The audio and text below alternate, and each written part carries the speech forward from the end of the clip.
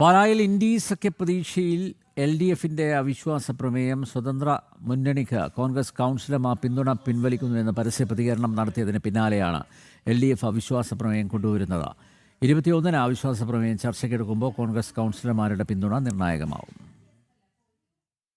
Chairperson Diya Binu പുളിക്കക്കണ്ടത്തിന് പിന്തുണ പിൻവലിച്ചാണ് കോൺഗ്രസ് കൗൺസിലർമാർ പരസ്യ പ്രതികരണവും കോൺഗ്രസ് മണ്ഡലം കമ്മിറ്റി പ്രമേയവും പാസാക്കിയത്. പിന്തുണ പിൻവലിച്ച് DCC, KPCC നേതൃത്വങ്ങൾ ഇതുവരെ ഔദ്യോഗിക പ്രഖ്യാപനം നടത്തിയിട്ടുമില്ല. ഈ സാഹചര്യത്തിലാണ് LDF അവിശ്വാസ പ്രമേയത്തിന് നോട്ടീസ് നൽകിയത്. കോൺഗ്രസ് കൗൺസിലർമാർ LDF അവിശ്വാസ പ്രമേയത്തെ പിന്തുണച്ചാൽ തത്വത്തിൽ കോൺഗ്രസും CPM-ഉം ചേർന്നുള്ള ഇന്ത്യ സഖ്യം പാലായിലും പ്രാബല്യത്തിൽ വരും. ചെയർപേഴ്സൺ ദിയ ബിനു പുളിക്കക്കണ്ടം, പിതാവ് ബിനു പുളിക്കക്കണ്ടം, സഹോദരൻ ബിജു പുളിക്കക്കണ്ടം എന്നിവരടങ്ങുന്ന സ്വതന്ത്ര മുന്നണി UDF മുന്നണി മര്യാദകൾ നിരന്തരം ലംഘിക്കുന്നു എന്നാരോപിച്ചാണ് കോൺഗ്രസ് കൗൺസിലർമാർ പിന്തുണ പിൻവലിക്കാൻ തീരുമാനിച്ചത്. UDF പിന്തുണയ്ക്കുന്ന സ്വതന്ത്ര മുന്നണിയും കോൺഗ്രസുമായി നിരന്തര തർക്കങ്ങൾ നിലനിന്നിരുന്നു. കോൺഗ്രസ് ജില്ലാ നേതൃത്വം ഇടപെട്ടാണ് മുൻപ് തർക്കങ്ങൾ പരിഹരിച്ചത്. ഇത്തവണ പക്ഷേ ജില്ലാ നേതൃത്വത്തിനും പരിഹരിക്കാനായില്ല.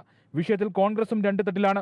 കോൺഗ്രസ് കൗൺസിലർമാരുടെ അനാവശ്യ പിടിവാശിയിൽ ഭരണം നഷ്ടപ്പെടുത്തേണ്ടതില്ല എന്നാണ് ജില്ലാ സംസ്ഥാന നേതൃത്വങ്ങളുടെ നിലപാട്. UDF ഘടകകക്ഷികളും വിഷയത്തിൽ കോൺഗ്രസ് കൗൺസിലർമാർക്കെതിരെ രംഗത്തെത്തിയിരുന്നു. പിന്തുണ പിൻവലിക്കാൻ കോൺഗ്രസ് കൗൺസിലർമാർ ഏകപക്ഷ തീരുമാനമെടുത്തു എന്നായിരുന്നു UDF ഘടകകക്ഷികളുടെ ആരോപണം. അതേസമയം സ്വതന്ത്ര മുന്നണിയുമായി സഹകരിക്കില്ല എന്നാണ് CPM-ഉം കേരള കോൺഗ്രസ് മാണി വിഭാഗവും വ്യക്തമാക്കിയിരിക്കുന്നത്. ജനം, കോട്ടയം.